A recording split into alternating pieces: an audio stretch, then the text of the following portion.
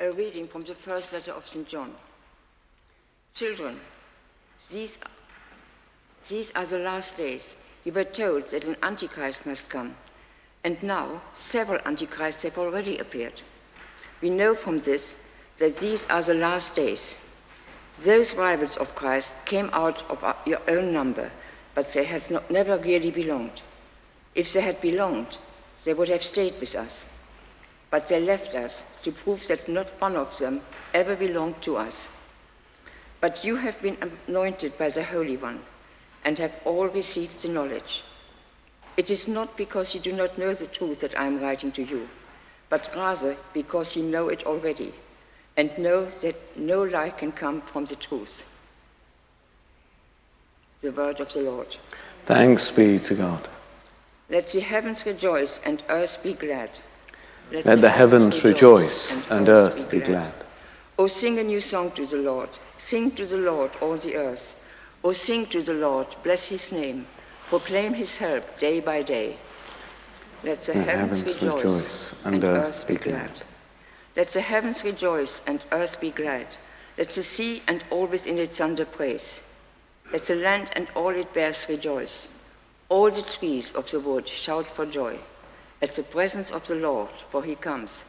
He comes to rule the earth. Let the heavens rejoice and earth be glad.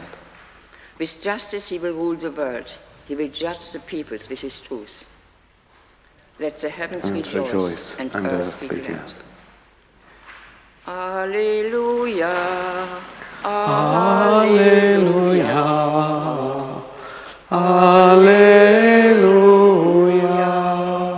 A hallowed day has dawned upon us. Come, you nations, worship the Lord. For today a great light has shone down upon the earth. Alleluia, Alleluia, Alleluia.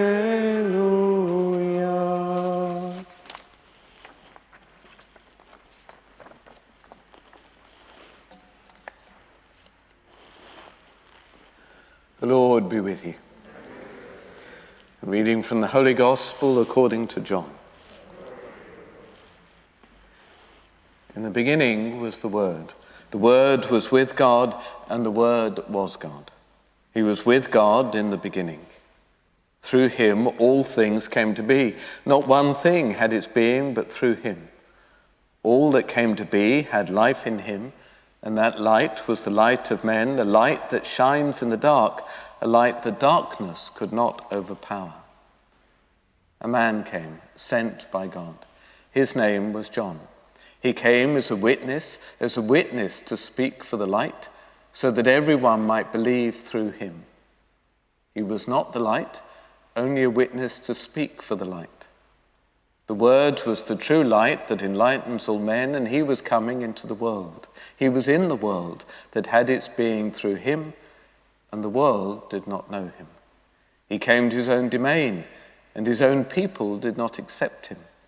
But to all who did accept him, he gave power to become children of God, to all who believe in the name of him who was born not out of human stock, or urge of the flesh, or will of man, but of God himself. The Word was made flesh. He lived among us, and we saw his glory, the glory that is his as the only Son of the Father, full of grace and truth.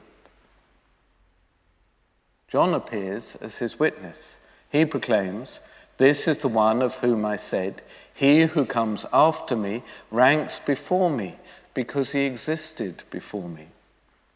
Indeed, from his fullness we have all of us received, yes, grace in return for grace, since though the law was given through Moses, grace and truth have come through Jesus Christ.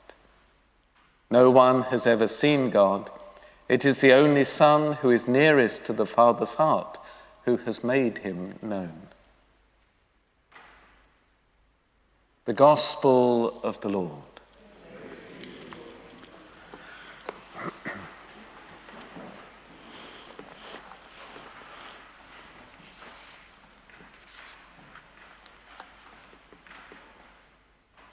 The first reading and in the Gospel, we have that sense of review, of looking back. It's not inappropriate on this day. It would be very much the trend, I suspect, in the newspapers and on television, on the radio, as they invite us to look back over the last year. This, of course, looks back further, looks back over that history of salvation. In the first reading, the early Christian community is struggling to understand the gift they received, struggling to understand why it has not been more widely accepted, why some of them suffering because of it, why some have dropped away.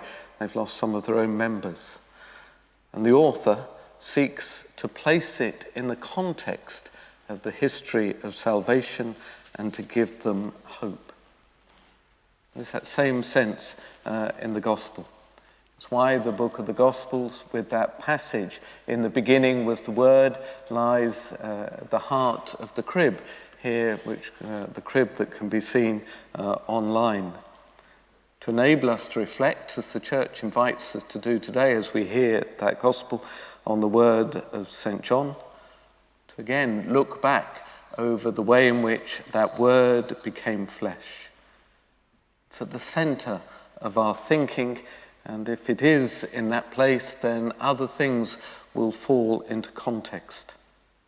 Time and time again, as I look back over my life, I realise there are things that at the time have seemed frustrating, not what I expected, not what I wanted. It's only with hindsight that I've been able to look back on most of them and to see that through them actually good things came about. And to try and keep that in mind whenever the next disappointment, as it were, crops up, to have that continuing confidence that it is according to God's plan. If I was wrong in the past in my expectations and my hope, if God was right, then it shouldn't just be a theological understanding, but a comfort and a reassurance for the future. And today, that natural day, as we look to the next year, to the year to come. Although it's not the beginning of the church's year, somehow it seems like the church's year began and almost immediately we had the Advent and our Christmas focus. So we begin to look forward to the year to come, and therefore a good moment to review and to see that action, that pattern of God's life over the last year, which is why we published this year that review. We actually gave it out last Sunday, if I'm honest. We were conscious that there are some people who are only able to come at Christmas, and therefore if you want to put it in their hands, it had to be last weekend. But in many ways, it's more suited to this. Together, to look back and to give thanks.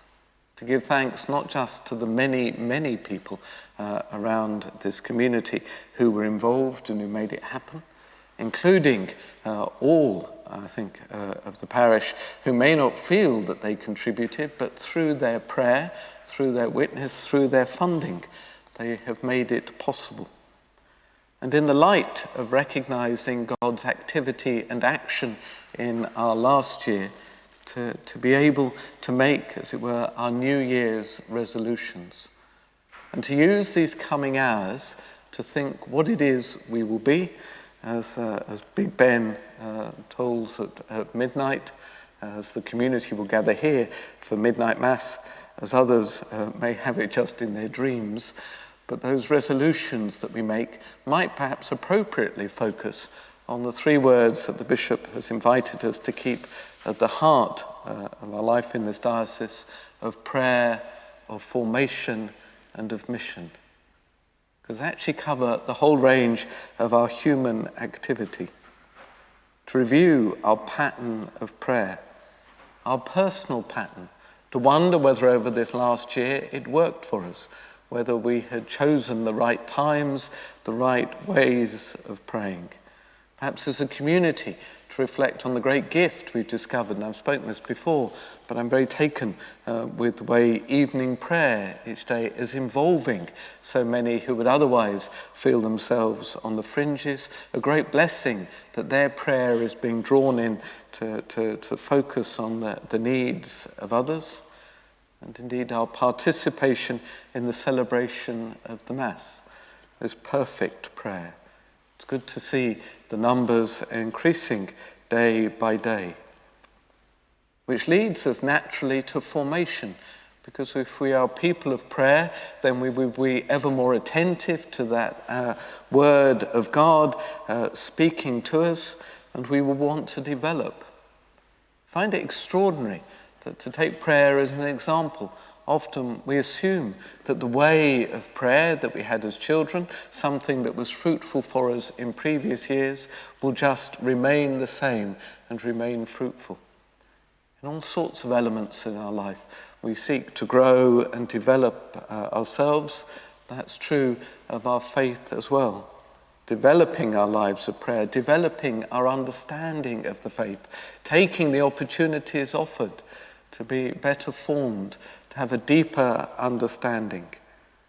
And as we deepen our understanding, it will naturally lead us to want to develop the way in which we serve, the way in which we undertake our mission to serve God and to the people around us, to be a witness to each other, to the community and to the world.